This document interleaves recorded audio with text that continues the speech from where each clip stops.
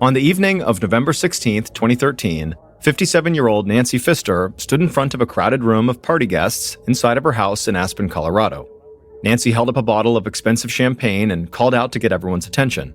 Her guests turned and watched their host like she was a queen holding court. Nancy had blonde hair and blue eyes and looked like she could have been a model. She told the crowd that she was going to skip winter in the mountains of Colorado and head to the warm beaches of Australia, and she could not think of a better way to spend her last night in town than hanging out with all the people she loved. Nancy thanked everyone for coming, popped open the champagne, and told her guests to have fun. Music began to play, and the guests cheered, and then they all kind of began circulating through Nancy's massive house that sat on over 35 acres of land. And they could look out through these huge floor-to-ceiling windows to get an incredible view of Nancy's property that was covered in aspen trees and surrounded by the snow-capped Rocky Mountains. A lot of Nancy's friends were some of the wealthiest people in Aspen, which was known as one of the wealthiest cities in America, so this was saying something. But the view from Nancy's house was so spectacular, it still made all of her friends a bit jealous. Nancy poured herself a glass of champagne, took a sip, and looked out at everyone with a huge grin on her face. Hosting parties was one of her favorite things to do. In fact, over the decades, Nancy's parties had become sort of legendary. Nancy had inherited millions of dollars and part of the successful ski resort her parents had owned. So Nancy had always had money, and she had always played hostess to the rich and famous who vacationed in Aspen. She had also been briefly engaged to the actor Michael Douglas, she was still good friends with the very famous actor Jack Nicholson, and she'd even hung out with the Dalai Lama.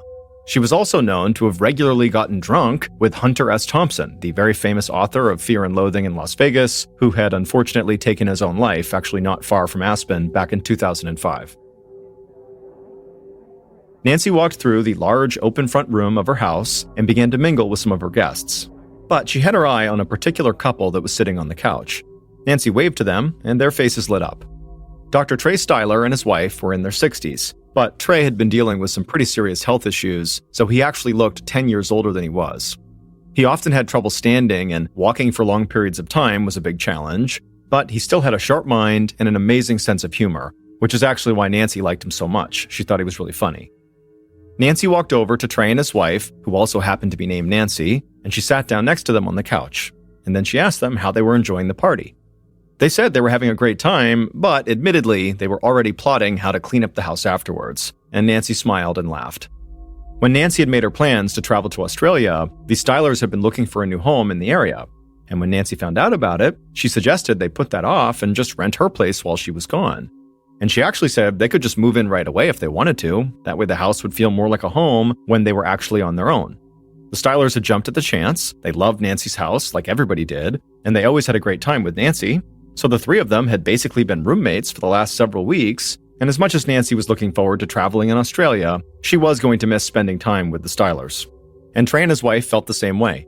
Trey had been a very successful anesthesiologist before his health forced him to retire, but like Nancy, he had inherited a lot of money, so the two of them shared similar backgrounds and seemed to really connect with each other. Nancy was still talking to the Stylers when she heard someone calling her name. She glanced up and saw her friend, Kathy Carpenter, was standing there looking totally panicked. Kathy told Nancy that she really needed to talk to her right now. Nancy told Trey and his wife she'd catch up with them later, and then she stood up and walked with Kathy to a secluded corner of the room. Other guests watched as Nancy and Kathy huddled together and began to talk. It was something they were all used to seeing, but most of them didn't understand why Nancy even bothered with Kathy. Nancy and the majority of her friends were part of a group that others called Aspen Royalty. Basically, they were people who seemed to have enough money to do whatever they wanted, whenever they wanted. And a lot of them were self-proclaimed snobs who wanted nothing to do with people outside of their own social class. But Nancy was different. She made friends everywhere she went and didn't care if people had money or not. Kathy was a bank teller in town, and every time Nancy had gone to the bank, she thought Kathy seemed like a very nice person. So one day, Nancy had asked Kathy if she'd like to go to lunch, and Kathy said she'd love to. And the two women hit it off and had become close friends ever since. Now, even though Nancy didn't seem to care about their very different social classes, Kathy couldn't ignore it. And so quickly after becoming friends, Kathy began doing things like picking up Nancy's prescriptions at the pharmacy for her and going to the grocery store to make sure Nancy had her food, and she even helped keep track of how much money Nancy spent, even if Nancy didn't seem to care. And so whether Kathy or Nancy realized this, basically, Kathy had become Nancy's personal assistant, even though obviously Kathy was not getting paid to do this and still had to have her job at the bank to make ends meet. And so back at the party in the corner of the room, Nancy asked Kathy what was so urgent that it couldn't wait until after the party. And Kathy said she was just worried that not everything in Nancy's life had been settled before her Australia trip. And also, Kathy wanted to know if Nancy wanted Kathy to look after her house while she was gone. This was something that Kathy kind of automatically did for Nancy anytime Nancy was out of town. Again, sort of acting like her assistant, even though she wasn't. Nancy was sort of annoyed by this. She didn't feel like talking about this right in the middle of the party, and so she tried to just kind of softly end the conversation with Kathy, but Kathy was persistent and really wanted to know what Nancy needed while she was going to be gone. And so finally, Nancy told Kathy that yes, it would be great if you stopped by the house once in a while and made sure her dog was okay. And also, if Trey and his wife, who were going to be staying at Nancy's house, needed anything, well, it would be great if Kathy could help them with that too. And so Kathy nodded, understanding her assignments, and then Nancy took a swig of her champagne, flashed a smile, and then rejoined the party and left Kathy standing all alone in the corner.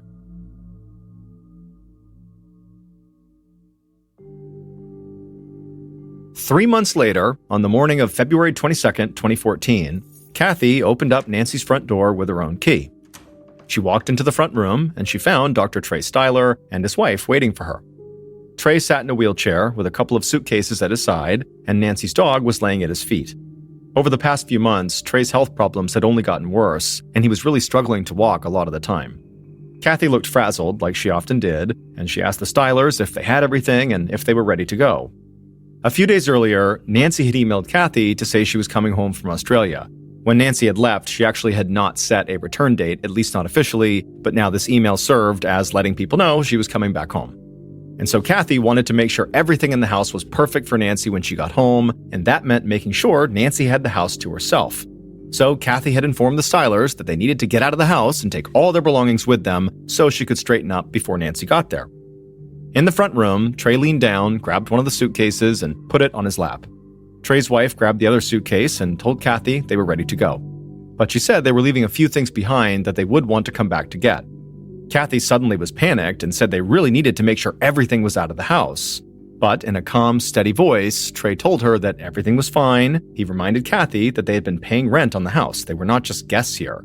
They didn't want to cause any problems, but they were sure Nancy would be okay with having some of their things still in the house just for a few more days. Then Trey pushed himself through the room towards the front door, and his wife and Kathy followed. They made it outside, and right away Trey began to shiver. The sun was shining, but there was snow on the ground, and it was only about 25 degrees Fahrenheit, so right below freezing. Trey had also lost quite a bit of weight recently, which contributed to him feeling cold. His wife helped him into Kathy's car, and then put his wheelchair and their suitcases in the trunk. Then Kathy hopped in the driver's seat and drove the couple a few miles away to the hotel where they were going to stay until their new house was ready. And then after dropping the couple off, Kathy headed back to Nancy's. That evening, Kathy drove to the airport with Nancy's dog in the back seat. She knew Nancy would be thrilled to see him as soon as she landed. A little later, after flying for almost 24 hours and experiencing a massive 16-hour time change, Nancy finally stepped off the plane in Colorado. She somehow felt exhausted, but also completely wired, and she really had no idea what day it was. Kathy met Nancy at the baggage claim and helped her get everything over to the car. Nancy climbed into the back seat, and her dog jumped on her and licked her face. Nancy was glad to be back. When they got back to Nancy's house that evening, even though Nancy was dealing with major jet lag and felt totally exhausted, no matter what she tried, she couldn't fall asleep. So Kathy just stayed with her that night to make sure she really was okay and that if she needed anything, she would go get it. And then for the next 36 hours, Nancy just really couldn't quite fall asleep, and so she was just totally exhausted and miserable. But then finally, on the morning of February 24th, so a day and a half after Nancy got home, she just totally crashed. Kathy stayed in the bedroom with Nancy for a bit, but when it was clear Nancy really had fallen asleep and was not going to wake up anytime soon, Kathy went down to the kitchen, and she made sure Nancy's dog had plenty of food and water, and then she found a piece of paper and a marker, and she made a do not disturb sign. Kathy knew that secretly, Nancy hated being woken up before she was ready, and so she did not want anybody to disturb Nancy. And so Kathy walked outside, and she taped the sign to the front door. Then she got into her own car and drove back to her own apartment. On the morning of February 26th, so 2 days after Kathy left Nancy's house when Nancy had finally fallen asleep, Trey and his wife came back to Nancy's house to get the rest of their stuff. They saw the Do Not Disturb sign that was on the door, and they assumed Nancy had to be sleeping, but they still wanted to get their things, and they also really wanted to talk with Nancy to make sure everything was okay with the house. So Trey's wife used her key and they opened the door, and the second they went inside, they were hit with this horrible smell. Trey covered his mouth and nose and wanted to go back outside, but his wife said she heard something and she rushed to the kitchen. There, she saw Nancy's dog pacing back and forth and squealing. His food and water bowls were empty, and he had used the kitchen floor like a bathroom. Trey's wife looked at the scene completely confused. Nancy could be flighty sometimes and leave town almost on a whim, but she loved her dog and always made sure he was well taken care of anytime she was gone. But Trey's wife told herself, maybe Nancy hadn't heard the dog squealing because she was in a really deep sleep, still worn out from her trip. So she went upstairs, walked down the hall to Nancy's bedroom, opened the door, and went inside. And when she did, she felt even more confused about the whole situation.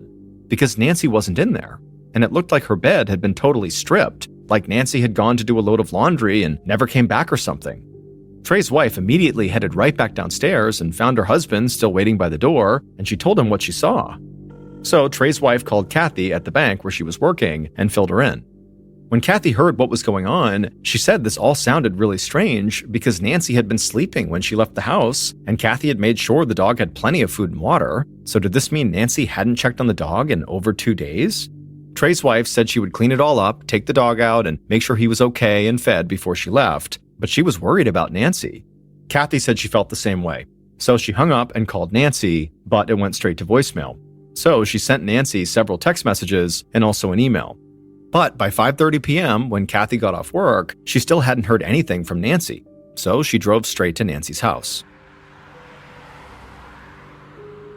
A few minutes later, Kathy arrived at Nancy's. She first checked on the dog and then went upstairs to Nancy's bedroom.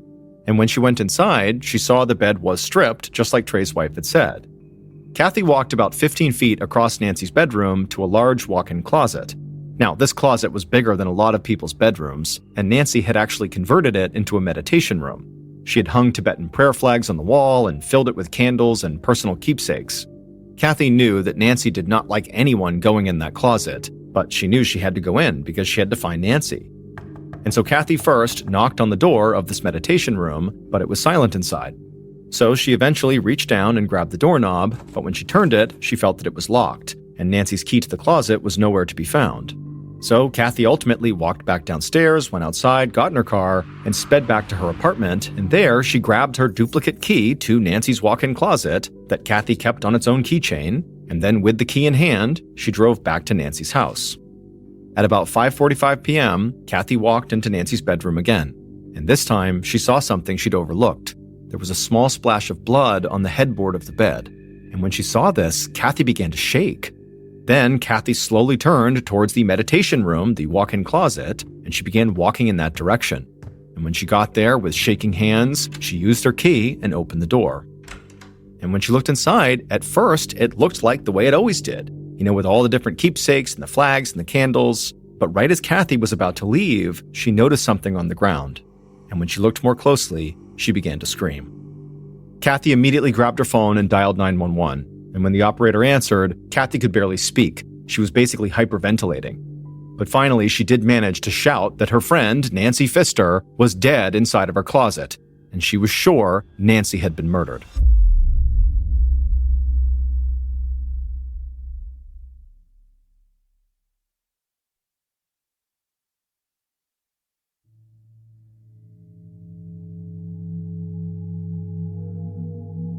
Kathy's 911 call took the Pitkin County Sheriff's Department by complete surprise.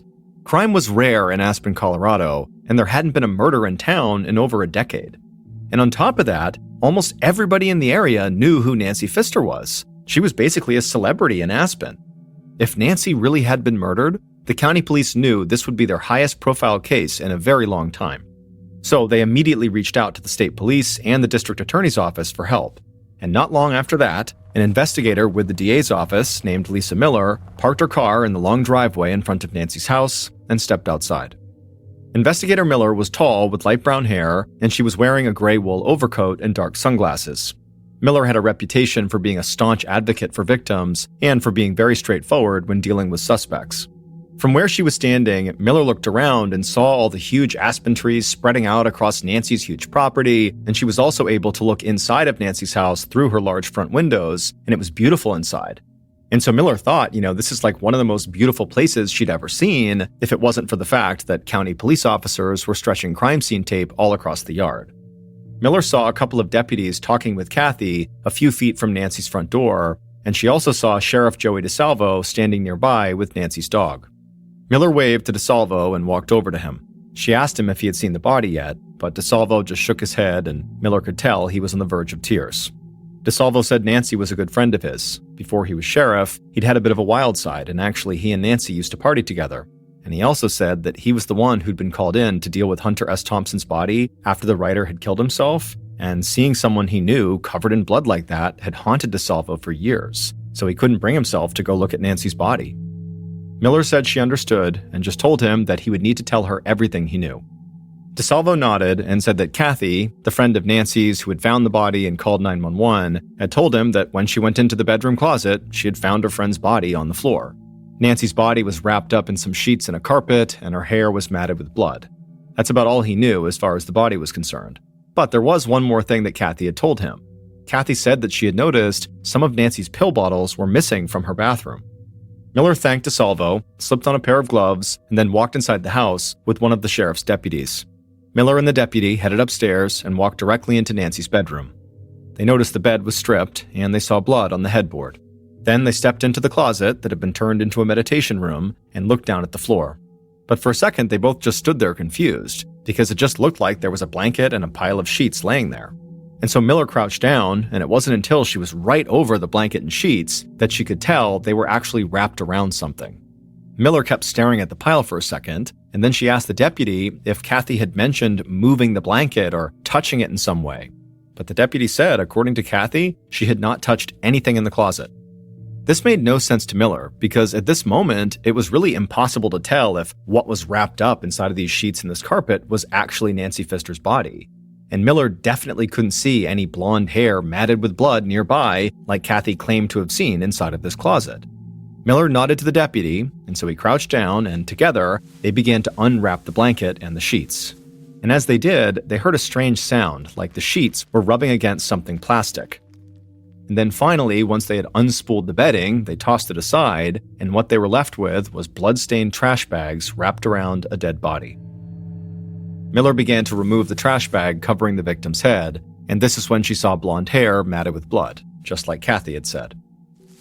Miller finally pulled the trash bag all the way away, revealing the victim's face, and immediately the deputy lowered his head and told Miller that that was definitely Nancy Pfister. Miller wanted to wait for the state forensics team to arrive before handling the body anymore, so she and the deputy stepped out of the closet and began to search the rest of the house. But during the search, Miller didn't find any signs of forced entry or of a robbery. I mean, expensive paintings still hung on the wall, and Nancy's electronics and computer were plainly visible but looked untouched. And so Miller headed back outside into the cold winter air, and she saw Kathy, so she walked over to her and introduced herself, and she told Kathy they would need to talk at length at some point. But for now, Miller said she only had one question. Had Kathy touched the blanket or the sheets on the floor inside of that closet? Kathy shook her head and said no. She said she really had not touched anything in the closet, and as soon as she saw her friend's body on the floor, she called 911.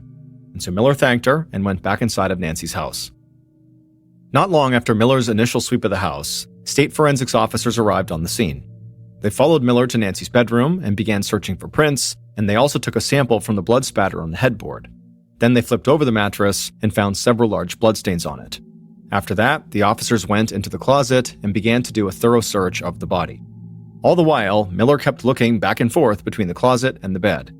The bloodstains on the headboard and the mattress made it seem like Nancy had been attacked in bed and then dragged, 15 feet or so across the room to the closet. The killer had also flipped the mattress over to try to hide the bloodstains and then clearly wrapped the body up in bedding and trash bags. And this was not an easy task. Just moving Nancy's body around would have been heavy and cumbersome, and there were so many steps the killer had to complete before leaving the house. And so as a result, Miller knew the killer would have needed a lot of time after killing Nancy, and also a lot of strength to pull this off. Or the killer would have needed a partner. And so Miller thanked the forensics officers and headed back downstairs, and she was still taking in everything she'd seen and heard, but at this point, she was sure about one thing. Kathy had lied to the police, because Nancy's body was not visible inside of the closet. And so if Kathy said she had seen her friend's blonde hair matted with blood, that meant either she did move the blankets and the carpet, and that's how she saw it and then covered it back up, or Kathy just knew Nancy's hair was matted with blood because Kathy had killed her or had assisted in killing her.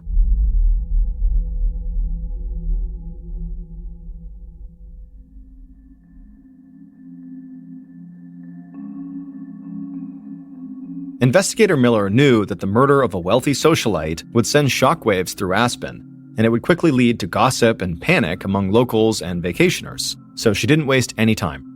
Not long after Miller searched Nancy's house, she told Kathy to come down to the sheriff's station to meet with her and county and state police investigators. That day, Kathy stepped into the small interview room at the station. Kathy was average height with long brown hair, and she wore jeans and a red sweatshirt. And she looked very upset from the moment she sat down directly across from Miller. Miller spoke calmly and quietly. She thanked Kathy for coming in and then asked her to walk them through all the details of what happened when she went inside of Nancy's house, all the way through to calling 911. Kathy said when she'd gone to Nancy's the first time, she noticed some of Nancy's pill bottles were missing, and she also noticed the closet door, the meditation room, was locked. And then when she went looking for the key to that closet that she knew Nancy always kept in her bedroom, she found it was gone. And so this was all very strange. And so that's what led Kathy to go back to her place, get her own key to the closet, and rush back to Nancy's house. Then suddenly, Kathy's voice trailed off and she began wailing and heaving and struggling to breathe. The investigators worried she was hyperventilating, like she had during her 911 call. But despite Kathy's hysterics, Miller noticed something about Kathy that was very strange. Even though Kathy was visibly sobbing, Miller couldn't see any tears. Miller did not like to judge how people grieved, but she had seen suspects act like this before. And they often used these huge displays of emotion to try to cover up their own guilt, or to at least avoid answering questions. Finally, when Kathy calmed down, Miller immediately began asking questions. She asked Kathy again if she had touched the bedding or Nancy's body when she went into the closet. Miller wanted to give Kathy a chance to change the story that she'd told her at the house. But Kathy said she had not touched Nancy. When she was in the closet, she had just looked at the floor, saw her friend's bloody hair, and immediately knew Nancy was dead. At this point, Miller sat up straight in her chair. Her height could make her intimidating, but her demeanor always remained totally calm. Miller thought there was a good chance Kathy was lying, but there was also a chance Kathy had been so upset that she really didn't remember everything that happened. People in shock can forget things, so maybe Kathy had partially uncovered Nancy's body, covered it back up, and then sort of blocked it out of her mind. Another deputy in the room pushed the interview forward and asked Kathy if she resented Nancy for her money. Was she angry that she had to run around doing errands for Nancy while never getting paid a dime for it? But Kathy shook her head. She said it wasn't like that. She and Nancy were extremely close and they loved each other. And something about the way Kathy said that struck Miller as strange. She couldn't be sure, but this woman seemed like more than just a broken-hearted friend. So Miller leaned in and asked Kathy if she and Nancy were actually lovers. Kathy looked very surprised by this question, but she took a deep breath and looked very calm for the first time in the interview, and then she said that she and Nancy had been intimate, but only one time, and that it didn't matter. They were just friends who cared about each other. Kathy insisted that she was not some kind of jealous girlfriend and that she had nothing to do with Nancy's murder. Miller didn't show any sort of reaction on her face. She had no idea if Kathy was actually telling the truth about being intimate with Nancy only once, but she thought that if it was true, certainly once could have been enough to complicate the relationship. And so after a tense silence, Miller asked if Kathy could think of anyone who might have wanted to hurt her friend.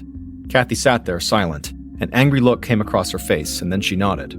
She said she had a pretty good idea of who wanted to kill Nancy. It was Dr. Trey Styler and his wife. After the interview with Kathy, investigator Miller thought that Kathy was either directly involved with the murder or just knew more than she was letting on. Kathy had easy access to Nancy's house and a key to the walk-in closet where Nancy had been found. Kathy also had a sexual relationship with Nancy at least one time, and she seemed to know details about the body that only the killer would know.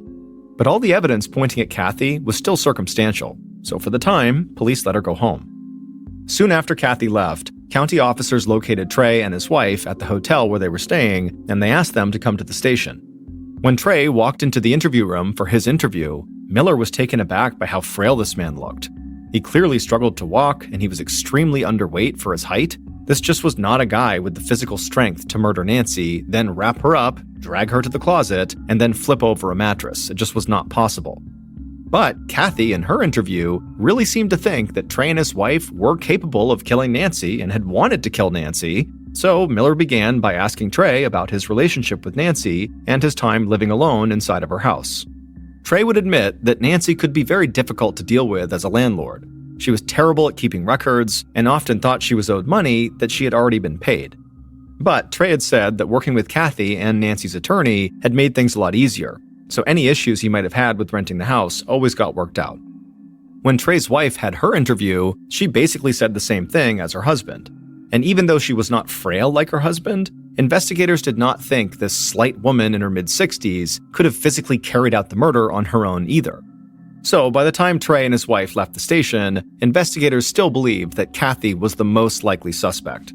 And Miller thought there were two key pieces of evidence they needed to find to directly link Kathy to the murder. There were Nancy's missing pills and Nancy's missing key to the closet. On February 28, 2014, 2 days after Nancy's body was discovered, a county sanitation worker walked along a street checking the public trash cans. A lot of mountain towns in Colorado have strict rules about what can and can't be deposited in public trash cans in an effort to keep bears away. And so sanitation workers literally check the trash cans to make sure these rules are being followed. And so this worker opened a trash can out in front of some shops, and right away something caught his eye. In an open bag, he saw several pill bottles. This type of personal trash was not going to attract bears, but it was still not allowed in public trash cans. So he leaned in to grab the bag, and when he got closer, he saw the name on the bottles, Nancy Pfister. Like everybody in the area, the worker knew about Nancy's murder, so he immediately contacted the sheriff's department. Investigator Miller got word that the missing pills had been found, and she couldn't believe her luck. It was like a prayer had been answered. Then, the following day, a man was walking down the sidewalk not far from where the pills had been found, and he saw something on the ground, glinting in the sunlight. He bent down and saw it was a key, and there was a tag on the keychain that said Owner's Closet. He picked it up and handed it over to a county police officer who was parked nearby. And back at the sheriff's department, it did not take long for officers to realize that this key was the missing key to Nancy's meditation room. And so investigators started to feel like they must have a guardian angel or something. In the span of 2 days, 2 random people had located key pieces of evidence that helped break the case wide open. Because the locations where the key and the pill bottles had been found made it pretty clear who had gotten rid of them. So, over the next couple of weeks, investigators followed up on the evidence, shored up their case, and then made an arrest. Then, about 3 months later, in June, investigator Miller, along with officers from the county and state police, sat in an interview room and listened to the killer's full confession.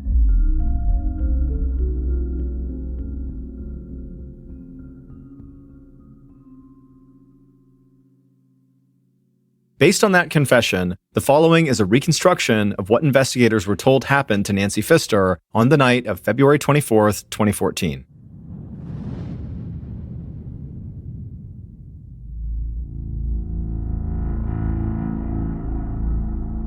That night, the killer stood at the bottom of Nancy's stairs inside of her house, holding several trash bags and an electrical cord in one gloved hand and a hammer in the other. They walked up the stairs slowly, trying not to make any noise. Once they reached the second floor, they headed down the hall and walked into Nancy's bedroom. The killer saw Nancy asleep in her bed. She had her headphones in, and she was wearing an eye mask to block out any light. This put the killer at ease. It didn't look like Nancy was going to wake up and fight back. So the killer walked over to the bed and put down the trash bags and the cord, but kept the hammer in their hand. Then they just stood there staring at Nancy as she slept. After taking a breath, the killer slowly raised that hammer up into the air and then smashed it down into Nancy's head.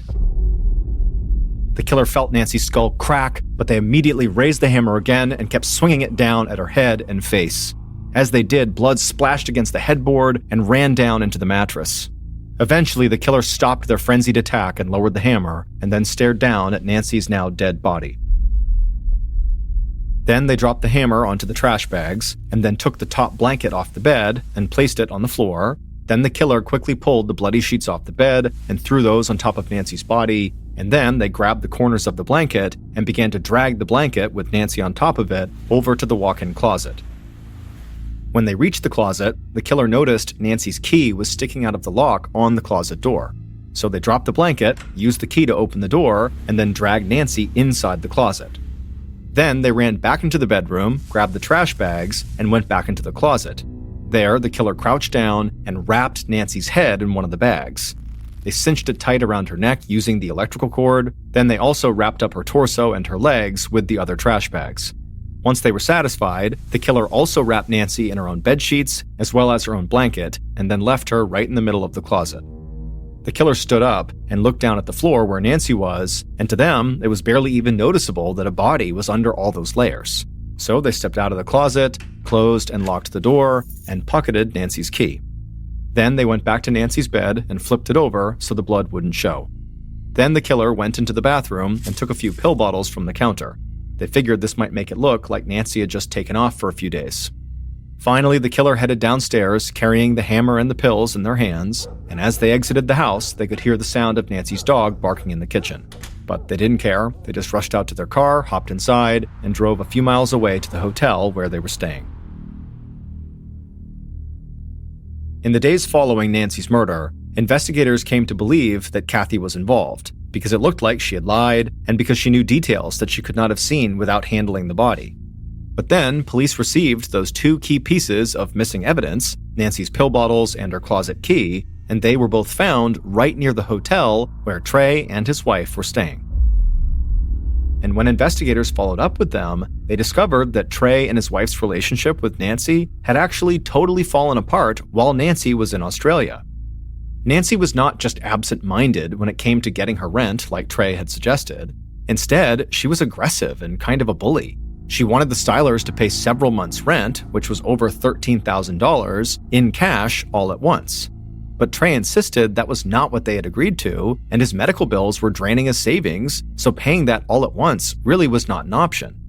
Over the course of Nancy's trip, both parties got their attorneys involved and started accusing the others of trying to rip them off. So by the time Nancy finally flew back to Colorado, Trey and his wife had made it clear they were very, very angry at her. In fact, they had told Kathy on several occasions that they wished Nancy was dead. And it would turn out Kathy had basically said the same thing to the Stylers. She also seemed fed up with Nancy, specifically the demands Nancy kept putting on her. And she said there was a dark and cruel side to Nancy that really only people close to her saw. Her public perception is she was not this snobby, awful person, but, behind closed doors, at least to Kathy and to the Stylers, she was.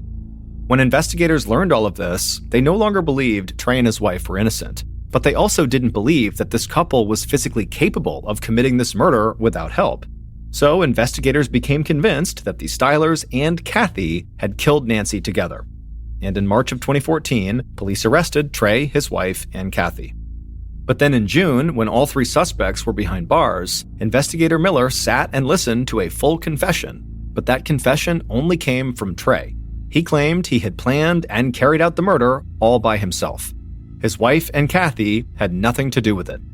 In fact, Trey explained that he'd experienced this insane jolt of adrenaline on the night of the murder, something he had never felt before, that made it feel like he had no health problems. And so he said that was how he was able to kill Nancy with a hammer, drag her body to the closet, and wrap her up in blankets, sheets, and trash bags. And so based on Trey's confession, his wife and Kathy were eventually released from jail. Trey was ultimately sentenced to 20 years in prison, but in 2015, he hanged himself in his cell. After Trey's death, his wife received a $1 million life insurance payout, and she would go on to write a book about Nancy Pfister's murder. To this day, some people involved in this investigation do not believe Trey Styler acted alone, that basically he confessed in order to protect Kathy and his wife. In 1987, 21-year-old Deanna Wild had just separated from her husband, and she was living with her two friends, Virginia and BJ McGinnis, who were both 54 years old. On April 2nd of that year, the trio decided to visit Big Sur, which is the very beautiful, but very steep and dangerous section of the Central California coastline. They pulled over at a particular cliff overlooking the water to take some pictures. Afterwards, as they were getting ready to go back to their car, Deanna wanted a closer look. So she stepped to the edge of the cliff where she lost her footing and she fell 500 feet to her death. It was ruled an accident, so investigating officers refrained from taking any on-scene photographs, accepting instead Virginia's photographs that she said she had taken right before it happened. Deanna's mother was unable to afford a funeral for her daughter, and so the only person she could think to ask to help her was a lawyer that went to the same church as her. His name was Steve Keeney, and Steve said, yeah, of course, I'll try to make some phone calls for you and see what I can do. And in doing so, he wound up learning about the case, about what happened to Deanna, and he discovered that her two friends, Virginia and BJ, had actually taken a life insurance policy out on Deanna the day before she fell off the cliff. And so Steve began digging into the backgrounds of Virginia and BJ, and he discovered that Virginia had a history of being around a high number of accidental deaths and suspicious fires, and that she had cashed in a whole bunch of life insurance policies. So all of a sudden, Deanna's death did not look accidental. Steve would become obsessed with the idea that the McGinnises were behind Deanna's death, but unfortunately, there was virtually no evidence to support that because when she died, the investigating officers ruled it an accident. So there was no crime scene, there was no evidence collected, the autopsy was very cursory, and so Steve would spend 5 years building a case against Virginia and BJ, but at the end of those 5 years, it was a rock-solid case and Virginia and BJ were arrested. During their trial, the real story of what happened to Deanna finally emerged. On that April day in 1987, the trio went to Big Sur and they had lunch together, they had a picnic, and while they were eating, BJ slipped some of his prescription antidepressants into Deanna's drink, and so after lunch, the drugs were in Deanna's system and she began to get very drowsy, to the point where Virginia and BJ had to literally hold her up. She was falling over, she was so tired. And so while Deanna's in the state, Virginia and BJ tell her, hey, let's go over to the cliffs and take some pictures. And so they walk over, Deanna's stumbling and BJ's holding her up, and they get to the edge of the cliff, and BJ turns around so the ocean's at his back, and he's propping up Deanna, and Virginia steps away and she takes their picture. And then right after that picture, BJ, while still holding Deanna, turned around to face the water and kind of carried Deanna right to the edge, and Virginia took one more picture of them facing the water. And then right after that picture was taken, BJ took Deanna and threw her off the cliff. But perhaps the most disturbing part of this case is that as soon as he threw her off, Deanna kind of came to and whipped herself around and managed to grab onto the cliff with her hands. And so she's literally dangling, holding onto this ledge like in the movies, begging to be pulled back up. And Virginia and BJ, instead of helping her back up, picked up rocks and bashed her hands until she fell off the cliff. Ultimately, it would be these last two pictures that Virginia took that got her and BJ convicted of killing Deanna. Because these pictures clearly showed Deanna was impaired compared to the earlier pictures on the camera roll. And the only reason these pictures existed is because Virginia wanted a trophy from the killing because she was actually an uncaught serial killer that went around killing people and cashing in their life insurance policies. One of her victims even included her own 3-year-old daughter. BJ would actually die during his trial. As for Virginia, she was found guilty and sent to jail for life.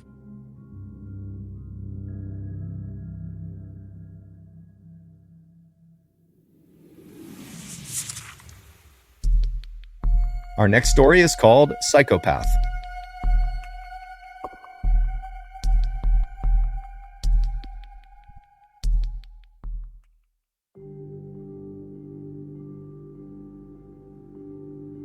In 2008, 28-year-old Chris Smith was an up-and-coming star in the lead generation business. Lead generation is not a flashy business. Basically, you create these ads that are designed to generically help people with things like lowering their mortgage payments or reducing their credit card debt. And in these ads, you leave behind a 1-800 number for anybody interested to call. And the people that do call, their information is taken down, and then the lead generator, the person who made that ad, they sell that information to mortgage brokers and debt consolidators and anybody else that wants access to that lead. Chris's ability to create these really compelling ads and get people to call said number was so good that it caught the attention of another up-and-comer in the lead generation space, a man by the name of Ed Shin. Ed worked for a lead generation company called LG Tech in Southern California, and Ed wound up hiring Chris to come onto their team as a consultant. Right away, Chris and Ed totally hit it off despite being very different people. Chris was a surfer bro who wore flip-flops and t-shirts every day and never went to college. Ed was a very sharply dressed, college-educated father of three who went to church every Sunday. But where they overlapped was their shared desire to become fabulously wealthy. After working together for a little while at LG Tech and doing quite well for themselves, they realized they could actually make a lot more money if they left LG Tech and formed their own lead generation business. And so in early 2009, they did just that. They left LG Tech and they formed a new company called 800 Exchange. And right away, it took off, generating millions and millions of dollars in revenue, 80% of which was profit. During this incredible time, Chris used some of his money to buy a brand new Range Rover and a beautiful condo in Laguna Beach, and he fell in love with this beautiful ballet dancer named Erica. By and large, Chris seemed to be putting his roots down and really building a life for himself.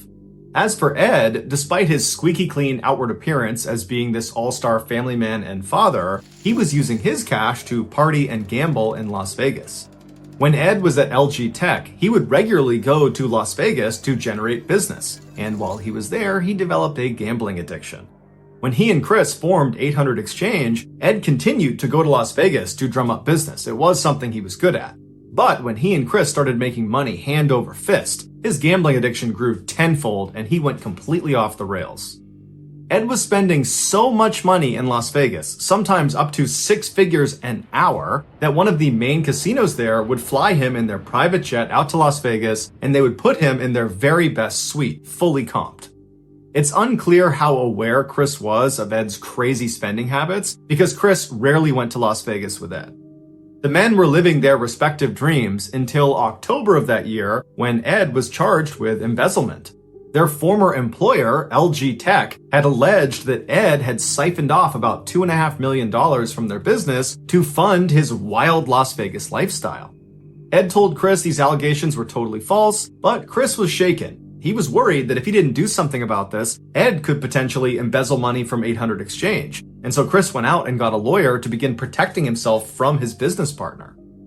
Over the following few months, Ed and Chris attempted to run 800 Exchange before Ed's trial date, but it was just too difficult because the trust had been totally destroyed by these allegations. And in May of 2010, Ed was convicted of felony embezzlement. In order to avoid jail time, Ed had taken a deal that meant he would need to pay roughly $800,000 of restitution to LG Tech. But Ed did not have $800,000. The only way he could make this payment would be if 800 Exchange, the business, fronted the money. But in order to do that, he would need Chris to sign off that he was okay with that because he owned half of the business. When Ed approached Chris said, "No, I'm not signing that. I'm worried you're going to take advantage of me too." But after a couple of weeks of talking to his lawyer, Chris finally told Ed that he was ready to meet up with him and come to some sort of agreement.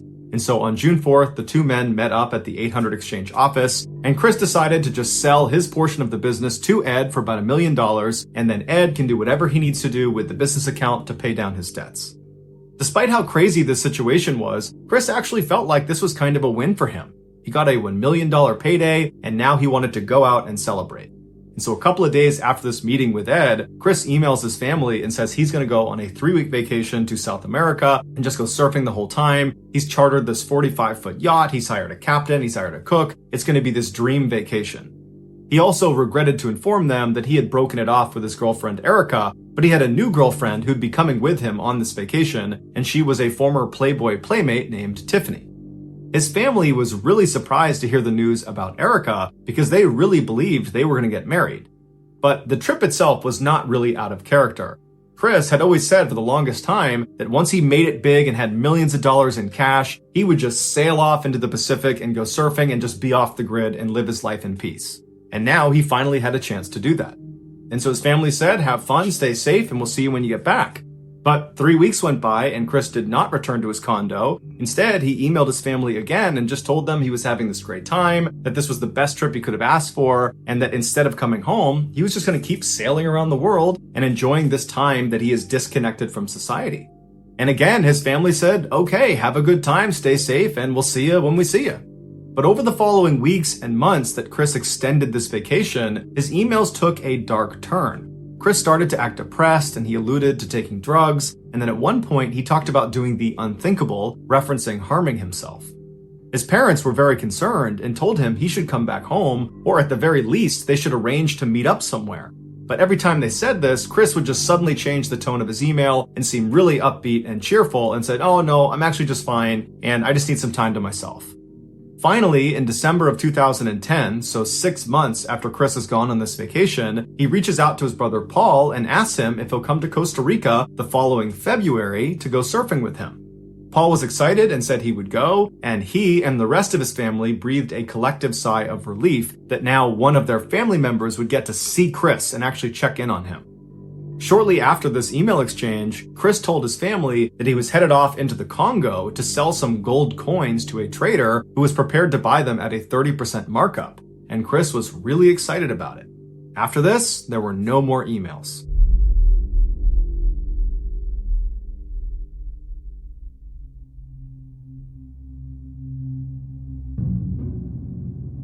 The family was concerned that this gold buyer potentially had kidnapped or hurt Chris, but Chris was going long periods of time between his emails to family, and so they figured, you know what, Paul's trip to Costa Rica where he's going to meet up with Chris is coming right up, so let's hold off doing anything drastic until then. But when February of 2011 rolled around and it was time for Paul to fly out to Costa Rica to meet up with Chris, before Paul left, he called the hotel in Costa Rica to confirm the reservations Chris had supposedly made. And the hotel said, "We've never heard of Chris Smith. There are no reservations under his name." And so Paul tried to contact Chris, but to no avail. And so Paul told his family about it, and they decided it was best for Paul not to go to Costa Rica because probably Chris wasn't there. And the family instead got in touch with the State Department and asked them if they could help them find their son, their brother. And right away, the State Department discovered Chris's passport had never left the United States. And his family said that was impossible because for the past year, Chris has been sailing around the world. But the State Department said, this is what we got. So Chris's dad, who used to be a cop, drove out to California to speak to Ed, who was the last person to see Chris before he left on this vacation. And Ed would say he has no idea where Chris is. However, he did say Chris had a fake passport, and that might be why his passport was not showing up as leaving the country. Chris's father didn't really know what to make of this information, and so he decided it would be best to just file a missing person report and put the investigation in the hands of the police. Shortly after the report was filed, the police brought Ed in for questioning, and Ed reiterated that he didn't know where Chris was and that he did have this fake passport, and he also said that they had not ended on good terms. They were kind of fighting and bickering at the end, and that's why he hadn't heard from Chris since he left. Ed was cooperative and didn't really have much to give police, and so the police let him go. While the police hit dead end after dead end in this missing person case, the property manager of the office building where the 800 Exchange business had been located was growing increasingly frustrated. Shortly after Chris had sold his portion of the business to Ed and then gone on this vacation, Ed had moved 800 Exchange from that office building to another, and Ed had not paid his final rent, which was $40,000. And this property manager had repeatedly tried to get in touch with Ed, but Ed was totally blowing him off. One day, the property manager was griping about Ed and his delinquent payment to another tenant in the office building, a guy by the name of Joe DeLue, who just happened to be a private investigator. And during this discussion, the manager was saying that not only had Ed not made this payment, but he had also been recently questioned by police about his missing business partner who was still missing. And so Joe is immediately intrigued by this, and he says to the manager, it sounds like Ed is a pretty shady guy. Would it be possible for me to just poke my head around their old space now that it's vacant? Because you never know, there could be something in there. And so the manager said that was fine. He opened the door to the old 800 Exchange space. Joe walked inside and immediately found blood spatter on the door frame of where Chris's office used to be. He also found blood spatter on the ceiling and on the walls. And so Joe called the police, who showed up and sprayed luminol all over Chris's office, and there was blood everywhere. It would turn out Chris didn't sell his portion of the business to Ed. On that day, June 4th, 2010, Chris did go into the office to try to reach some agreement with Ed, but when he walked in, Ed promptly killed him with a knife or some other blunt object. Then he, or someone he hired, dumped Chris's body somewhere. After that, Ed stole all of Chris's money to pay off the debt to LG Tech, as well as some other large debts in Las Vegas. And then after that, Ed hijacked Chris's email accounts and pretended to be Chris for almost an entire year. Chris never took a boating trip around the world. He never broke up with Erica and had this new girlfriend from Playboy. He just got killed inside of his office, and Ed created this ridiculous, elaborate lie that was designed to make his family believe that Chris had become unstable and that maybe he did end his own life, or maybe he did get kidnapped or killed in the Congo. Ed was just trying to create that seed of doubt that he had anything to do with it. But in 2018, it all came crashing down for Ed when a jury convicted him of killing Chris and sentenced him to life in prison without the possibility of parole. To this day, Ed maintains his innocence, and to this day, Ed still will not give up where Chris's body is.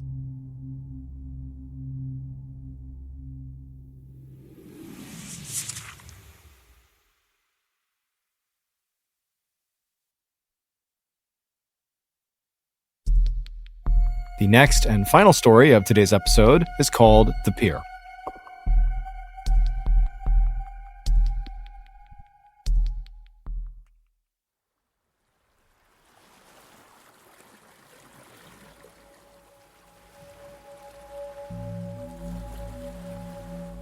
At around 5:20 p.m. on August 31st, 2007, a young couple stepped onto the beautiful sand of Yelpo Beach, which is located at the very southern tip of South Korea. The couple grabbed each other's hands and smiled in excitement as they looked out on the water and saw all these fishing boats that dotted the horizon, and then behind them were all these beautiful mountains. I mean, this was a spectacular place. They couldn't believe that a place so gorgeous and so remote was located only a 1-hour train ride away from the busy city where they went to college. The couple's names were Kim and Chu. Kim was 21 years old, and he was an athlete and a very dedicated student.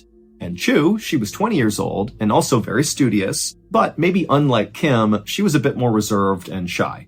In fact, Kim was Chu's very first serious boyfriend, and she absolutely adored him. And in fact, this was going to be the couple's kind of big first trip that they would take together. It was a Friday, and Kim and Chu planned to spend the entire weekend exploring this place called Yelpo Beach. Yelpo Beach is located right against this quaint little fishing village, and it's famous for its beautiful silver-colored sand. In fact, the beach is so famous, lots of people come out here and just camp out on the beach because it's just so beautiful. There's also a very busy open-air seafood market right nearby, which is really cool because all the fishermen come in and literally offload their catch right onto the table, and they sell it to people coming by. And also, up in the mountains, you could see these beautiful bright green crops, which were tea plantations that made the air in Yelpo Beach kind of floral and sweet-smelling. But before Kim and Chu began exploring all the kind of main tourist attractions, they wanted to go check out the fishing pier, which was not really a touristy attraction. It was just a regular fishing pier. But, Kim and Chu had been on this hour-long train ride, and they wanted to stretch their legs, and the sun was starting to go down, and so they figured they could walk out on the pier, have a beautiful view of the water, and watch the sunset, and then after that, they could go kind of explore the main areas. And so Kim and Chu, still holding hands, began walking on the silver sandy beach in the direction of this fishing pier off in the distance. And as they were walking, Chu pulled out her camera and was taking all these pictures. But then at some point, Kim, who again is holding Chu's hand, he just abruptly stops and kind of squints his eyes and looks off in the distance towards the fishing pier. And Chu, she puts her camera down and asks Kim, what's going on? But Chu, without even saying anything to her, just raises his hand and points. And then seconds later, Kim and Chu were running down the beach. The next day, Chu was supposed to call her mother and check in about how the trip was going so far, but she never did. And so her mother eventually tried calling Chu later in the day, but it went straight to voicemail. And then also, when Chu's mother called Kim, Kim was also not answering his phone. And so by the end of this day, when Kim and Chu's parents had not heard from their child, they did not wait for any more information. This was so uncharacteristic of Kim and Chu, who were always good about checking in and letting their family know what they were doing, that the parents, they just immediately went to the police and filed missing person reports. The police would launch an investigation very quickly, but they didn't have much to go on. All they knew was 2 adults were not answering their phone, but that was it. And so they started by trying to locate Kim and Chu's phones, but neither phone was giving off a signal, so they couldn't find them. And so next, the police went to Yelpo Beach and began talking to people who were there on the day that Kim and Chu were to ask them if they had noticed anything funny, if they had seen the couple, did you notice them fighting? Were they talking to anyone unusual? Anything.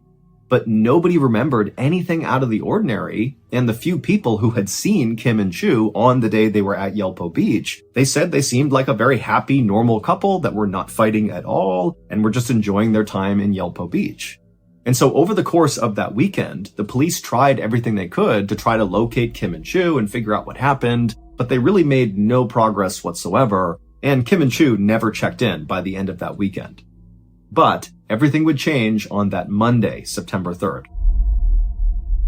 On that day, a fisherman spotted a body floating in the water near Yelpo Beach, and it was Chu's body. And then 2 days after that, on September 5th, Kim's body washed up at a dock at a nearby fishing village. Both Kim and Chu were totally unrecognizable after being submerged in water for as long as they had been. Autopsies would show that Kim and Chu also had lots of bone fractures, but it wasn't clear if they were beaten by someone or something and that's what caused the fractures, or if they were just a product of being in the water for so long and smashing into rocks and boats and that kind of thing. But the police thought, this looks like there could be foul play involved. Maybe they were murdered.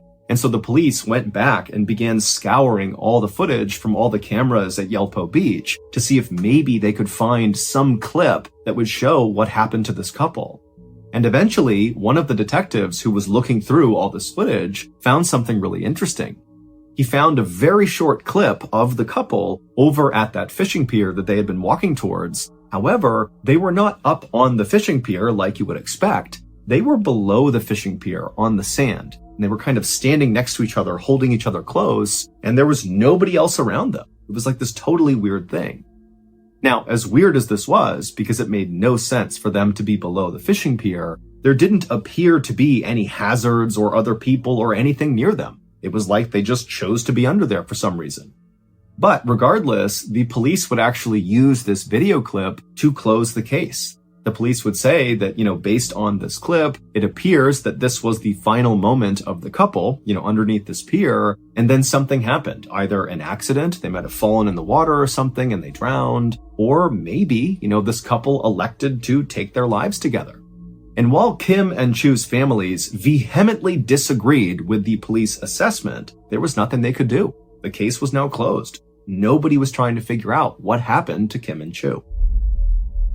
That is, until 4 weeks later, on September 26, 2007, when two more bodies, two young women, washed up on shore right around the same area where Kim and Chu had. The two young women had a lot of similarities to Kim and Chu. They were in their early 20s, they were tourists at Yelpo Beach, and their autopsies discovered that they had several bone fractures. And so this was enough for the police to launch a much bigger investigation into what was going on at Yelpo Beach, which included reopening the Kim and Chu case. And so a detective was assigned to go back through all the evidence in the Kim and Chu case and kind of re-examine it. And so this detective did look through all these pictures, and he would find one picture that broke the case wide open.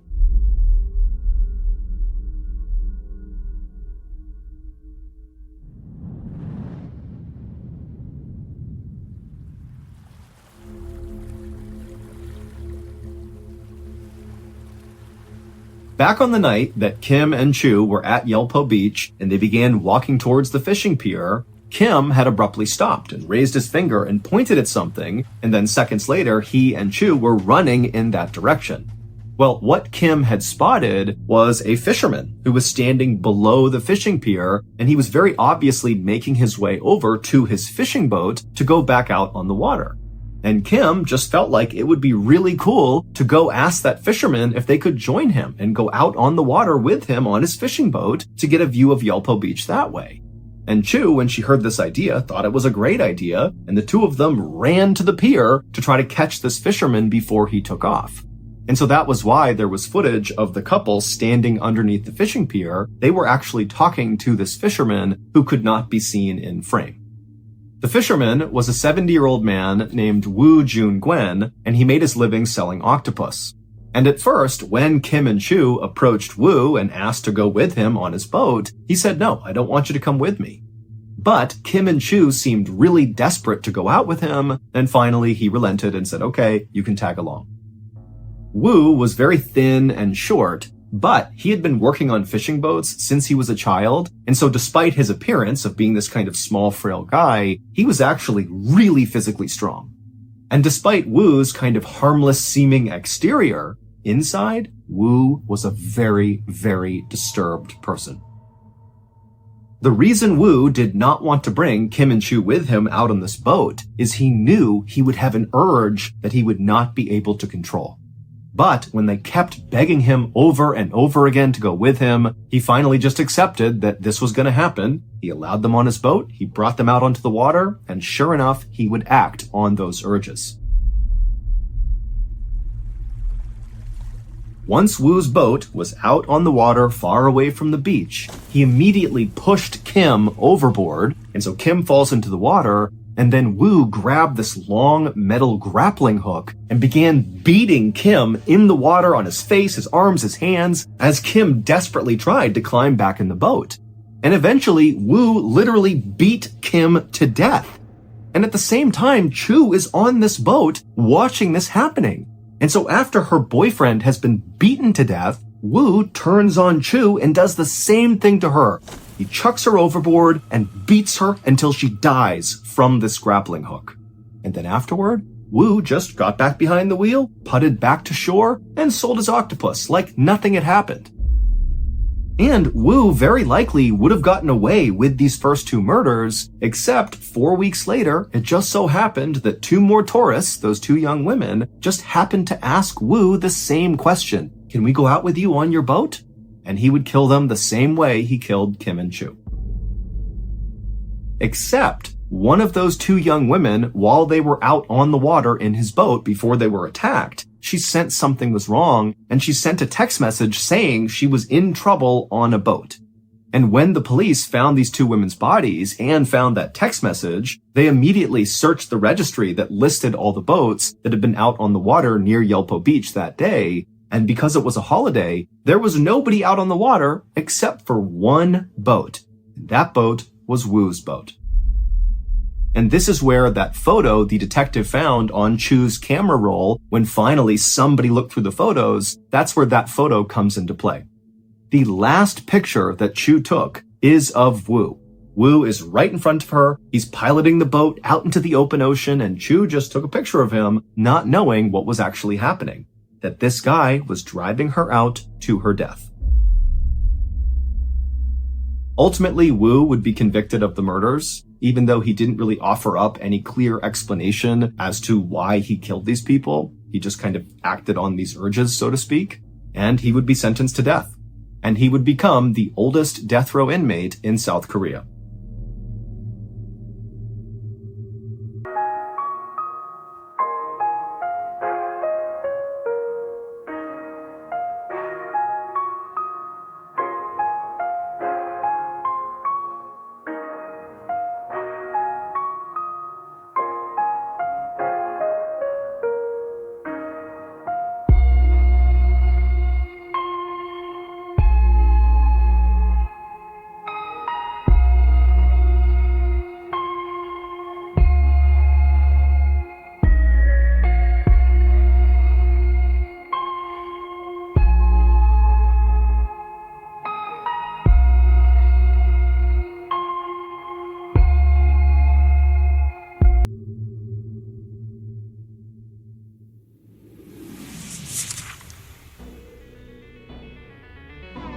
Thank you for listening to the MrBallen's podcast. If you enjoyed today's stories and you're looking for more bone-chilling content, be sure to check out all of our studio's podcasts, not just this one, but also MrBallen's Medical Mysteries, Bedtime Stories, Wartime Stories, and Runful. Just search for Ballen Studios on any podcast platform, and you'll find all of them. If you want to watch hundreds more strange, dark, and mysterious